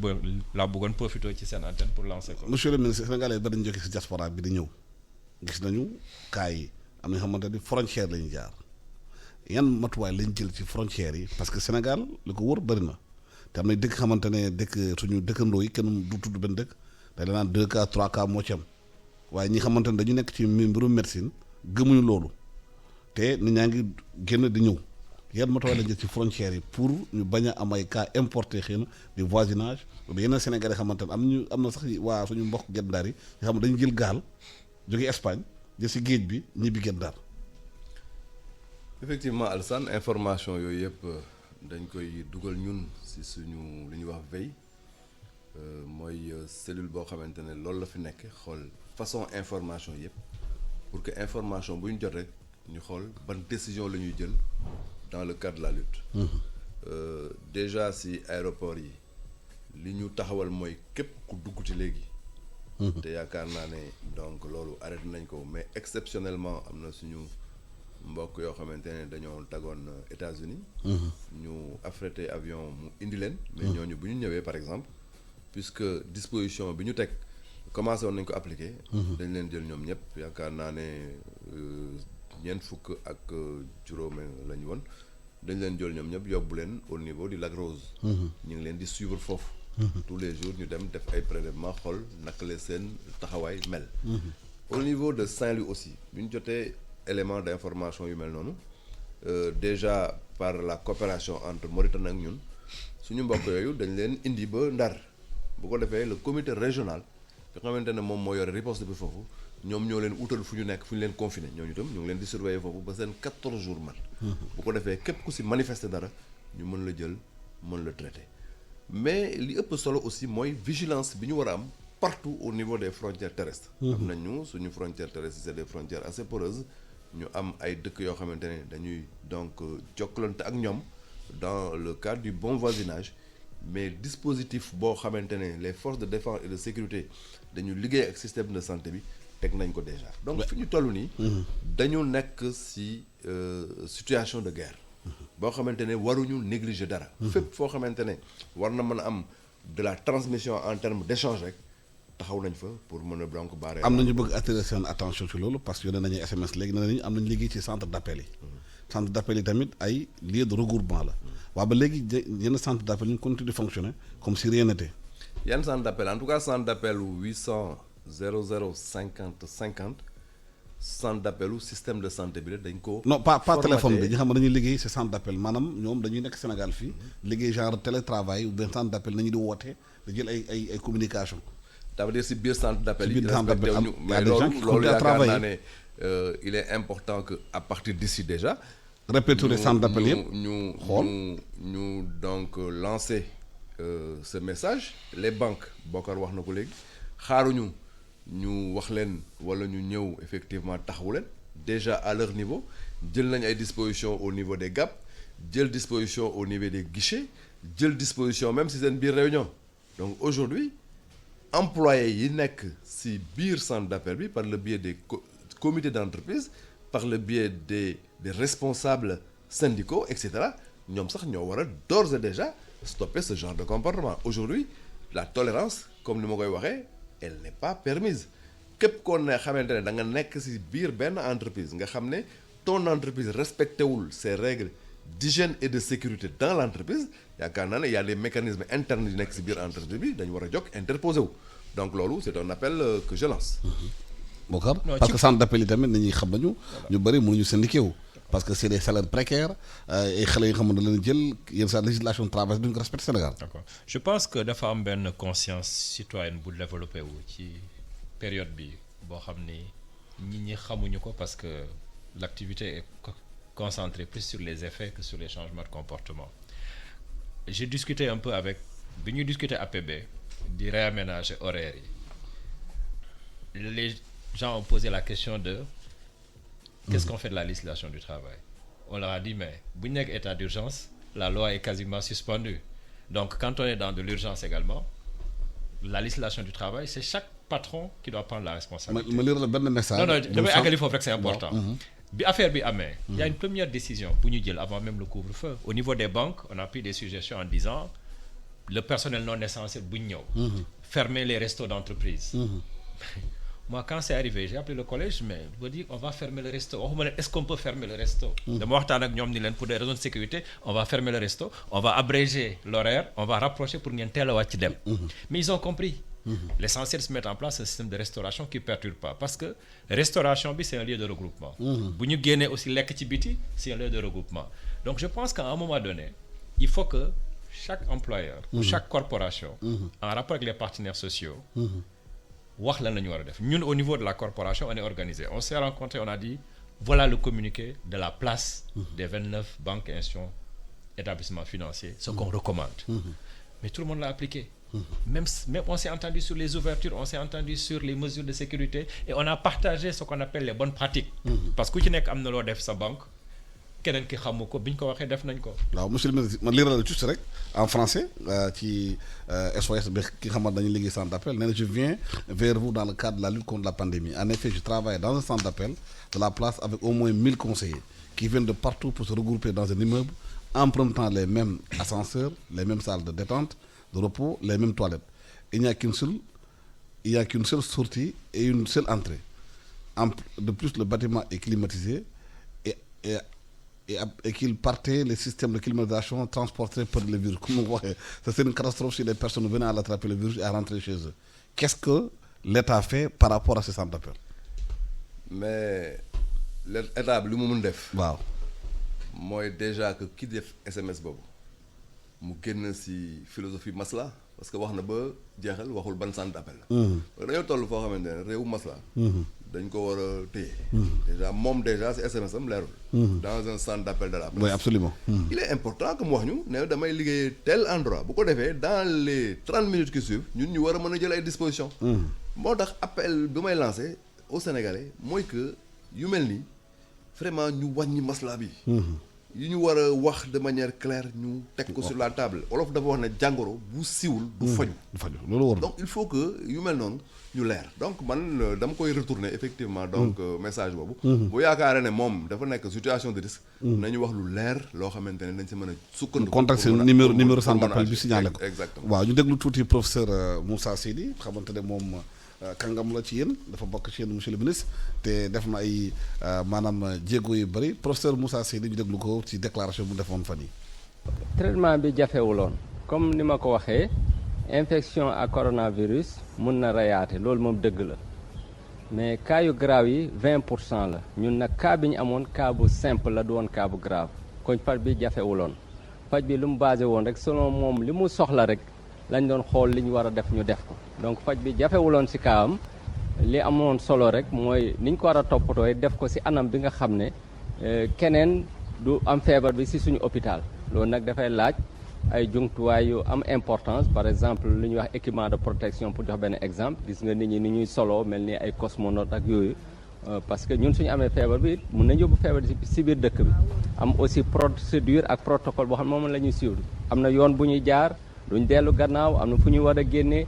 à chaque état am na lu ñu war a def te lépp lu ñuy def sax dañuy ànd ak service d'hygiène donc lii ànd ak faj bi yëpp protocole yeeg procédure yeeg équipement bi loolu moo xëy na jafe moo tax malade bu nekk énergie bu bëri lay jël temps bu bëri lay jël mais su fekkee cas bu simple la faj bi en tant que tel amul complication traitement symptomatique la lu malade bi yëg rek selon lu mu yëg lañ koy defal même su grawee sa loolu la parce que soo gisee nit ki nekk ku soxla am machine di ko nooyee fekk mënatul nooyi moo tax ñuy branché ko par exemple machine muy nooyi am na ñoo xam suñu soxlaa oxygène lañ leen di defal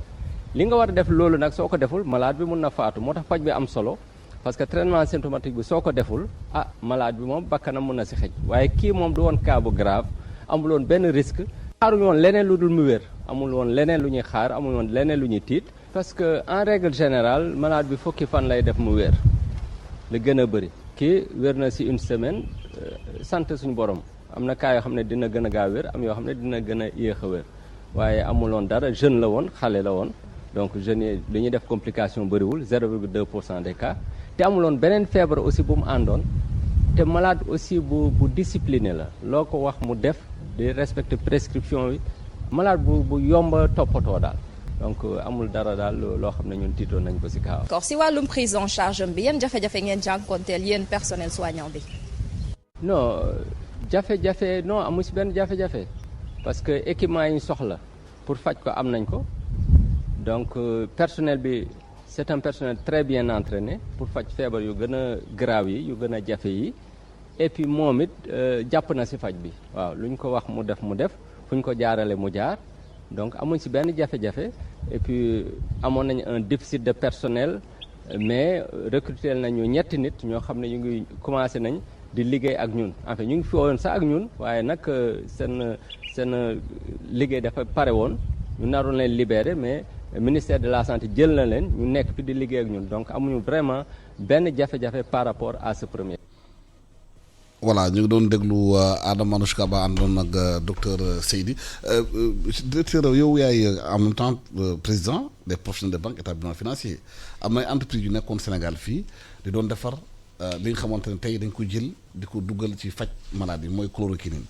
entreprise bi doon Sanofi. après léegi Médicis tunisien jënd ko mais usine boobu dafa am jafe-jafe nga xamante ne travailleurs rek ñu ngi ci grève est-ce que établissement financier yi mun nañu xool plan de relance usine boobu parce que urgence la pour ñu mun defar chloroquine fii Sénégal ñu dugal ko ci paj mi ndax bu ñu ko fajee xëy na économie bi jógaat. d'accord Alassane maa ngi lay gërëm xam nga dafa am lu nekk ci suñu métier ci économie en général li ñuy tuddee contrainte boo gis. opportunité la. bi ñuy transférer activité wu société boobu ngay wax pour ne pas faire de la publicité wala di ko délocaliser xëy na structure de production bi ak marché bi moo fi newuloon le débat bi ñu def ci Nivaquine parce que ñun noonu lañ ko xamee. parce que fat yëpp ñu wax chloroquine mais il a fallu que kenn génne Nivaquine parce que ñun ñëpp ci Nivaquine la ñu màggee. donc bu ñu doon witt garabu nii mi sax di ko baaxal bu ñu amul Nivaquine. mooy loolu lañ doon fajoo. opportunité bi mooy aujourd'hui installation wu usine boobu mu ngi fi. ñu ngi koy tester donc am nañu déjà à l'échelle de l'UEMOA de quoi relancer la production pour hôpitaux yeeg nit ñi faju ci donc opportunité la et je pense que sénégalais yi ak secteur privé yi ñuy déglu wala médecins yi déglu wala état bi ñu ngi réfléchir parce que yow boo ko xalaatee ñi nga xam ni seen liggéey la xalaat nañ ko et je pense que lu redémarrer usine bu amoon moo gën a yomb defar loo xam ni amul woon parce que installation yaa ngi fi wax nga ko ñi ci doon liggéey xëy na am na ñu ci jël ay âge mais am na ñu ci ndaw personnel médical baa ngi fi pharmacien yaa ngi fi parce que Sanofi ñi ci doon liggéey yëpp pharmacie dafa bëri ay secteurs am ñu nekk ci officines yi ñu nekk ci production bi ñu nekk ci industrie pharmaceutique bi donc war nañu mun taxaw ni nangam la ñu soxla pour redémarrer usine bi nangam boobu banques yi arrêté fu ñu liggéey na am foo xam ne war nañu mën a dugal xaalis bàyyi usine bi exploité wu banque boo bu financé dara dina bàyyi toujours benn li ñuy wax période de grâce pour que li ngay installé bu paree nga door a commencé fay parce que bu ñu la lebalee suba ni la fayal ginnaaw suba te usine bi parewul doo ko mun c'est une opportunité boo xam ni buñ ko posé dañ ko posé parce que banques yi loolu mooy seen liggéey. monsieur le ministre loolu usine boobu xamante ne dafa doon def chloroquine niwaquinine nee na niwaquinine day faj bokk na ci li nga xamante day faj malade bi gis nañu adduna bi yëpp feebar bi bëri na fa est-ce que opportunité Sénégal relancer usine bi defar niwaquinine bi fii ñu jox ko ñu suñu d'abord sénégalais feebar yi mun a exporter dans la sous-région mun a exporter sur le plan mondial. mais bien sûr yaakaar naa ne Bokar wax na ko te c'est exactement le cas opportunité bu formidable la ñu am pour relancer activité boobu may wax ne Sanofi en tant que tel bu muy désengagé wu di jox Médis déséquilibre financier bi ñu constaté woon. dafa bëri profond wul woon. profond wul Sanofi di dem. moo tax Médis considéré woon ko comme une opportunité pour reprendre l'usine. Médis tunisien mais ñoom bu ñu installé woo ba bi ñuy jot le dossier récemment par rapport ak contentieux bi ñu amoon jusqu'à déclarer benn chômage technique. perte cumulée yi xamante ne def nañ ko bu ñu jëlee mbir mi ba léegi ñu ngi ko xayma woon autour de quelques 5 milliards. muy loo xamante ne ñoom nee nañu woon mënuñu si continuer liggéey boobu. ñuy waxtaan ak ñoom pour trouver le juste équilibre parce que encore une fois gëm nañ ne industrie pharmaceutique lu ñu war a dooleel. et cette opportunité est arrivée qui est une opportunité même bu fekkente ne dafa nekk lu jaaxal nit ñi mais pour cette entreprise là. benn niche la boo xamante ne war nañu mën a rapidement relancer ses activités loolu. ma la rassurer léegi ñi ngi si liggéey. waaw puisque on est dans urgence sanitaire. oui xamante ne chaque jour am na ñoo xamante ne mun nañu seen bàkkal mën a rot ci feebar bi. est-ce que nguur gi warul jël li xamante ne question de sécurité nationale. jël usine bi delloo ko mu commencé liggéey tembe même bu dee problème financier li ngay régler après sauver d'abord les vies. on va sauver les vies incha allah. te wax naa la tout à l'heure que am na benn comité scientifique. boo xamante ne ñoom ñooy liggéey si wàllu capitalisation sa garab yëpp. par rapport ak le débat là sur chloroquine bi. ñoom dañ koy intégrer seen mission. usine boobu incha allah bu fekkente ne le comité scientifique nous dit allons-y très rapidement te je crois que ce sera le cas ñun dinañ jël jumtukaay yëpp dans le cadre du plan de riposte. pour mën a Sénégal mën a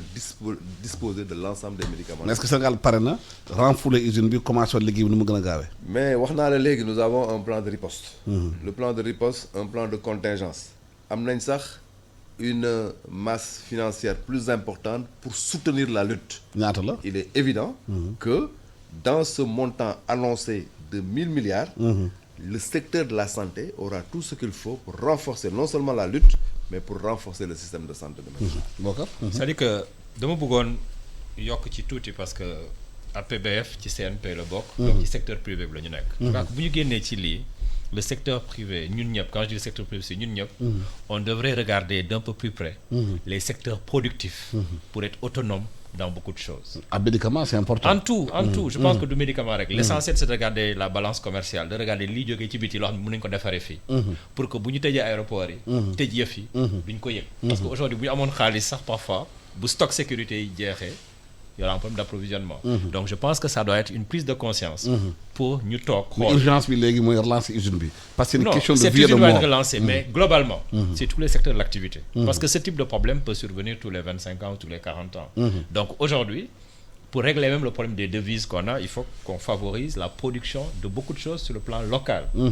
dina permettre rek les chômage bi wàññi ko et c'est une tendance qui a commencé. il faut qu'on l'accélère. peut-être là industrie pharmaceutique bi moo tax ñuy wax mais c'est beaucoup de secteurs. je pense que il y a eu des débats on a réussi à produire des seringues dans beaucoup de choses sont en train d'être produites avant dañ ko doon importer. il faut que ñu accélérer juste le rythme. monsieur le ministre est-ce que crise bi yaakaar nga ne opportunité la ko définitivement ñu renforcer système sanitaire bi def ay financement yu massif parce que dafa hôpitaux yu mucc ayib sénégalais bañ di dem bitim réew di faju ñuy faju fii Sénégal parce que constat bu ñu def fii dafa may malades yu bari bu ñu amee Sénégal dañ di évacuer ay Tunisie ay Maroc alors que Sénégal ñii faj foofu nit ñi fii leen di former suñu faculté yi. Alassane il faut pas que la question là soit l'arbre qui cache la forêt. oui. waaw man. pour ñu financer système sanitaire bi il faut pas que c'est important. il faut pas que aujourd'hui dañoo nekk ci benn urgence sanitaire. absolument boo xamante ne adduna bi mu ngi koy yëg. balaa nga naan naam nef nañu régler le problème du Covid-19 pour que déjà ñu mucc mais bu ñu muccoo pendant le processus dam na benn exercice de capitalisation bu am solo mooy ñi ngi jàng di jàngat bu fekkee ñi ngi xeex mais ñi ngi continuer di jàng di jàngat li may bañ déjà mooy que ñu déplacer déjà débat bi sur le système de santé alors que le débat mi ngi si sur la surveillance sur la riposte sur la lutte par rapport au Covid-19 mais c'est une opportunité en même temps à renforcer le système de santé bi maintenant li nga wax nag c'est une réflexion tout à fait pertinente il y a lieu si biir donc combat boobu jàngat yëpp ñu def ko pour que le renforcement du système de santé puisse se faire parallèlement mais li may benn rek mooy que ne ñu bañ a jouer sur deux tables yoo xamante ne dañoo wute alors que table bu njëkk bi moo war a nekk effectivement li xamante ne moom rek moo ñu war a mën a préoccuper aujourd'hui parce que encore une fois la question n'est pas une question simple bien sûr bu ñu yaakaar ne suba dañuy xëy rek ministre de la santé dañoo taxaw ne tey yaa 0 cas loolu bu ñu ko yaakaaree ñi ngi yaakaar loo xamante ne newul processus la boo xamante ne de manière progressive dañuy glisser ba yegg à un niveau vraiment boo xamante ne c'est un niveau très très bas dans la contamination mais bu ñu yaakaar ne du jour au lendemain on va dire Sénégal affaire bi jeex na fi tey bu fekkee loolu la ñu xaar c'est pas le cas moo tax nañu concentré wu de manière systématique et très régulière dans ce combat là pour gagner le Covid. Est-ce que ci combat bi sentir ngeen les partenaires surtout Nations Unies OMS ñu ngi jàppale Sénégal ci liggéey bi ci njëmtuwaay ci koom-koom ak ci xam-xam oui bien sûr parce que du combat wu Sénégal rek combat wu adduna bi la le système des Nations Unies mais combat am la d'ailleurs si ñeenti cas yu njëkk yi keneen ki am na koo xamante ne OIM la nekk système des Nations Unies la nekk donc loolu day wane rek la c'est un combat international l'Organisation mondiale de la santé dafa bokk si dispositif bi xamante ne ñun au niveau national représentant dafay teew même si en un moment on a estimé que appel bi directeur général OMS defoon ne dañuy demander africains yu ñu taxaw mais yaakaar naa ne du woon appel boo xamante ne xooloon na ko bu baax parce que en réalité Afrique dafa mës a taxaw ci xeex bi donc loolu dañ ko jàppoon rek ne bon peut-être que waxin la mais en vérité Afrique musul dellu gannaaw musul nekk ci gannaaw ci xeex bi bon nag xeex bi du xeexu Sénégal rek du xeexu Chine rek du xeexu Italie rek du xeexu France rek xeexu àdduna bi la preuve Chine la amee mais actuellement mi ngi law un peu partout amul néew na nga gis dëkk bu ko amul avec vraiment peut-être que situation boo xamante ne bés bu jël rek au niveau mondial dañu gis ne mi ngi grimper même bu fekkente ne si yenn endroit yi dafa am effectivement donc une maîtrise différenciée en tout cas li may demander mooy ñu xam ne mbir mi du mbiru Sénégal rek mbiru àdduna bi yëpp la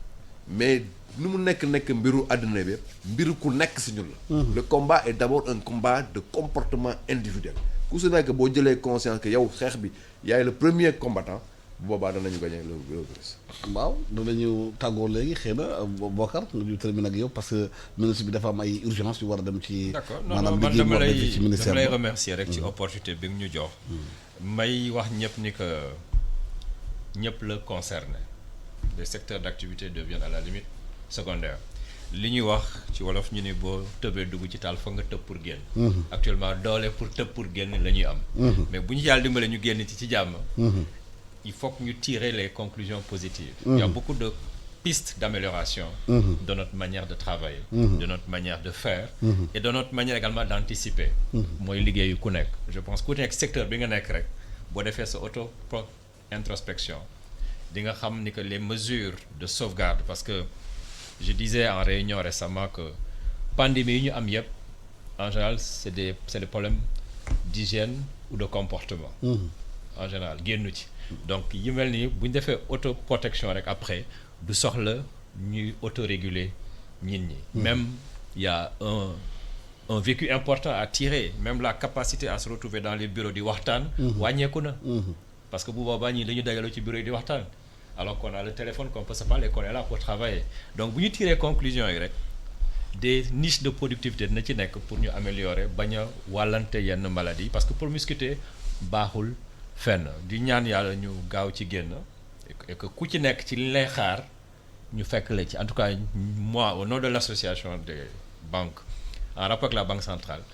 dinañ def suñu kéemtalaay kattan pour que liñ ñuy xaar. ñu fekk ñu ci. waaw jërëjëf maa ngi leen di gërëm monsieur Abdoulaye Diouf Sarr ministre de la santé et de l'action sociale ak Bokar Sy président de l'association des professionnels des banques et établissements financiers du Sénégal monsieur Diouf Sarr dafa am yitte xam nga liggéey bi mu ngi ci guerre bi boobu léegi dafa war a dem lu mu gën a gaawee ci ministère ba pour